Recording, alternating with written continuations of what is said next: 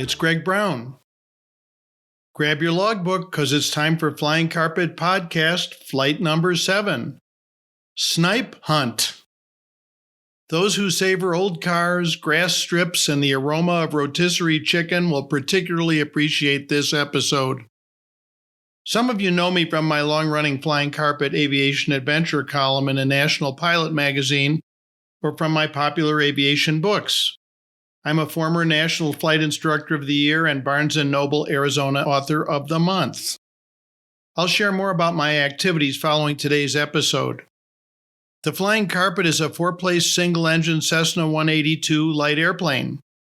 In it, my wife Jean and I have long traveled the North American continent, searching behind clouds for the real America and experiencing aerial adventures like today's all along the way.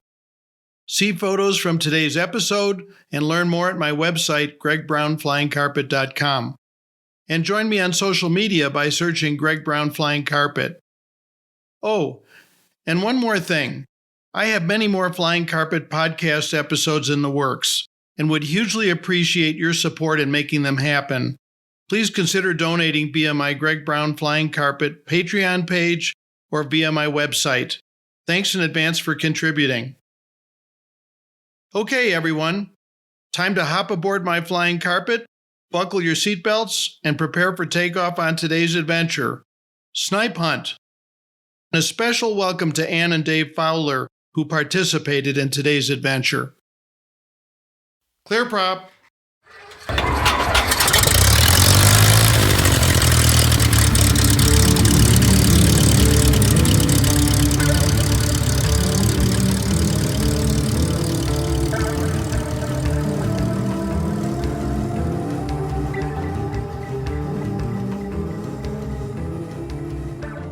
Super Snipe?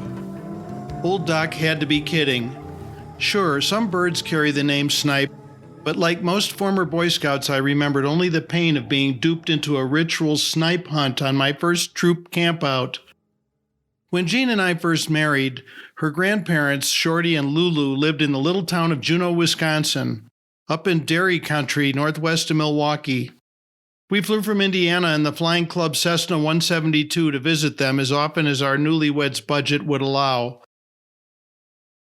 Usually our mission was simply to hang out with Granny and Gramps, but once a year after landing at Juneau's Dodge County Airport, we'd bundle into Gramps' car for a multi-generational road trip to the Oshkosh Fly-In, as it was then known. We soon discovered another sort of adventure, however, thanks to Gramps and Granny's next-door neighbors, Doc and Marge. Doc was a large animal veterinarian who, in the course of treating cows and horses around the county, had liberated quite a cache of collectible cars over the years from dusty corners of his clients' barns and sheds. Among them were a sporty 1939 Ford Business Coupe, a pair of fin-tailed 1955 Plymouths, and a bulbous 51 Pontiac 8. Although few were rare, all were roadworthy low-mileage autos and notably rust-free given Wisconsin's brutal winters. Doc's personal favorite was a rare and good-enough-to-eat 1941 Lincoln Zephyr convertible. Although generous in offering test drives of his other cars, he reserved the Zephyr's keys for himself. He'd also once mentioned something called a Super Snipe, but I figured he was pulling my leg. After all, Snipe Hunt is a slang equivalent to Wild Goose Chase, and Doc was a master of straight-faced ribbing. I had long been obsessed with old cars, ever since conducting unprintable adventures in some owned by friends and myself during high school. Anyway, it turned out that every year Doc took all his roadworthy cars on a 100-mile pilgrimage from Juneau to the annual Chicken Roast and Old Cars Festival in the even smaller town of Iola, Wisconsin. And that those people lucky enough to be Doc's friends got to drive in the procession. I apparently passed the test because, to my delight, Doc soon invited me to participate. "Why waste a seat?" he chided dryly. "Bring your friends. The more the merrier."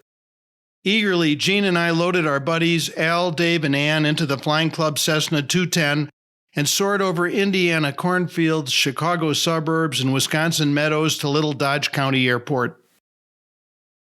For the drive, Doc assigned me his mint metallic Pontiac 8. Although somewhat plain at first glance, the old auto was vast and chromy inside and out. At first I was disappointed in my assignment, but while cruising Wisconsin's bucolic countryside with my wife and friends, we all came to appreciate the old car's pillowy, boat-like ride, its slushy 2-speed automatic transmission, the factory curb feelers, and a nifty steering wheel prism for viewing stoplights blocked by the car's external sun visor. And who could resist translucent amber Chief Pontiac up front on the hood, where he illuminated with our headlights?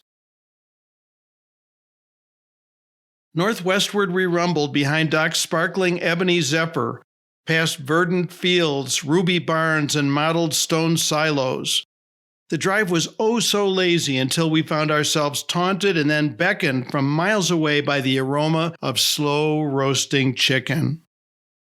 Sure enough, we arrived to grills and rotisseries over what seemed like hundreds of feet of charcoal pits lining the middle of the car show. Apparently, this culinary custom began when show promoters invited attendees to bring an old car and get a free half-chicken lunch. The result was a delicious nexus of antique cars, hot rods, and savory eating. We gorged our senses on autos and chicken, then meandered back to Juneau and the Pontiac for a cold beer nightcap and Granny's hot apple pie.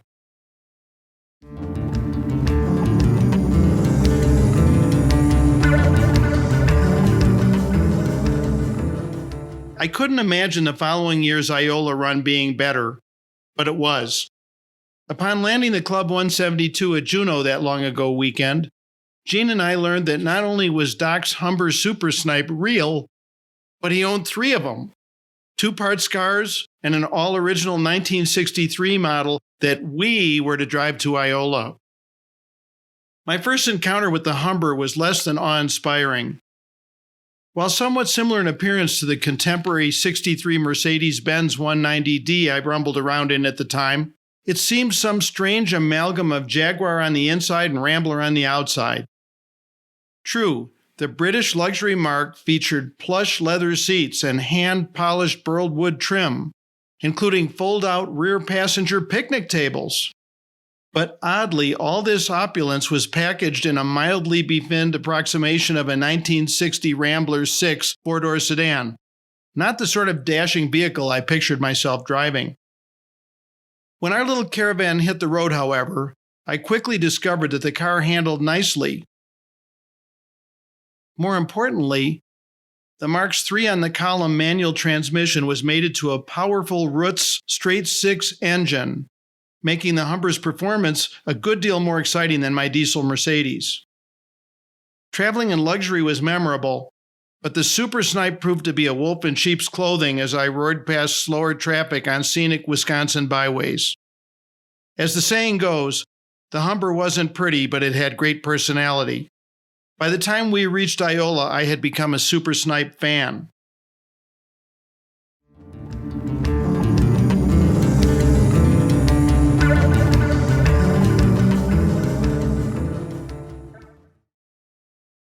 We missed the next year's show due to the arrival of a new baby. And the year after that, we were limited to same-day travel, so Gene and I sought a faster way to get there. Just east of Iola on my Green Bay sectional chart, I noted a grass strip called Central County Airport. Upon phoning, I learned that not only was the remote strip open to the public, but to our good fortune, a weekend fly-in coincided with the car show and included shuttle service between the 2 events. We'd fly up this year, Gene and I agreed. Then a complication arose. We couldn't find a babysitter.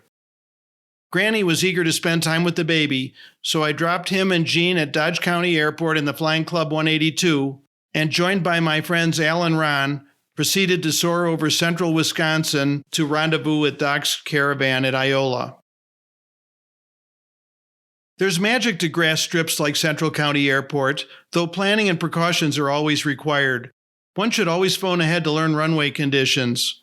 You'll receive useful advice like land at the east end of the runway where the grass is shorter, or keep to the left on runway 28 because the right side is soft. You should also learn to judge wind direction in case there's no windsock.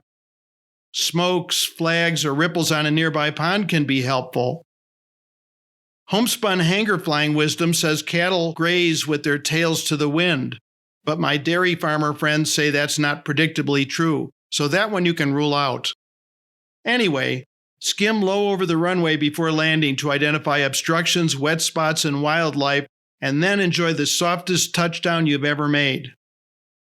Best of all, time stands still at grass strips, and Central County proved no exception. Sharing the landing pattern with us was an antique Stinson Model T tri-motor airliner offering sightseeing rides. Grass strips are all about warm handshakes, old airplanes, and picnic lunches, I was reminded upon landing. Next to us parked airplanes with tents pitched beneath their wings.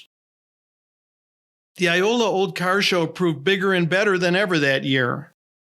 But with the passage of time, I've realized that jaunting there in Doc's Super Snipe was the best of the best. Having been initiated to Humbers, I've looked for them at car gatherings over the years, but without success. Few Americans have ever heard of a Super Snipe, and to this day I've never seen another one. Doc's gone now, but he got the last laugh, sending me off on a lifelong snipe hunt.